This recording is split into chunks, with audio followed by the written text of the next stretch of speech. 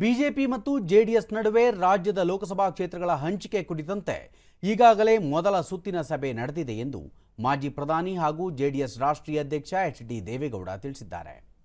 ಹಾಸನದಲ್ಲಿಂದು ಸುದ್ದಿಗೋಷ್ಠಿಯಲ್ಲಿ ಅವರು ಜೆಡಿಎಸ್ನ ಮಾಜಿ ಮುಖ್ಯಮಂತ್ರಿ ಎಚ್.ಡಿ. ಕುಮಾರಸ್ವಾಮಿ, ಬಿಜೆಪಿಯ ಮಾಜಿ ಮುಖ್ಯಮಂತ್ರಿಗಳಾದ ಬಿ.ಎಸ್. ಯಡಿಯೂರಪ್ಪ, ಬಸವರಾಜ ಬೊಮ್ಮಾಯಿ, ರಾಜ್ಯಾಧ್ಯಕ್ಷ ಬಿ.ವೈ. ವಿಜಯೇಂದ್ರ ಅವರು ಚರ್ಚೆ ನಡೆಸಿದ್ದಾರೆ. ಸ್ಥಳೀಯ ನಾಯಕರು ತೆಗೆದುಕೊಳ್ಳುವ ತೀರ್ಮಾನಗಳಲ್ಲಿ ತಾವು ಮಧ್ಯಪ್ರವೇಶ ಮಾಡುವುದಿಲ್ಲ, ಕ್ಷೇತ್ರಗಳ ಹಂಚಿಕೆ ಕುರಿತಂತೆ ಅಂತಿಮ ತೀರ್ಮಾನ ತೆಗೆದುಕೊಂಡಿಲ್ಲ ಎಂದರು.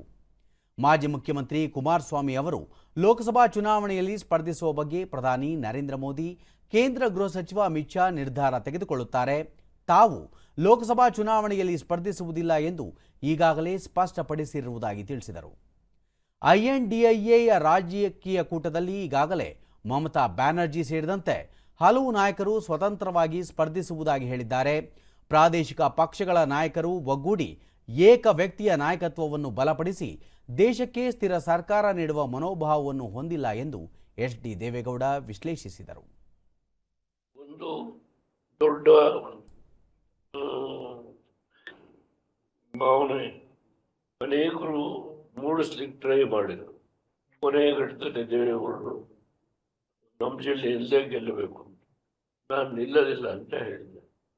ನನಗೆ 99 ವಯಸ್ಸು. ಇನ್ನು 3 ತಿಂಗಳ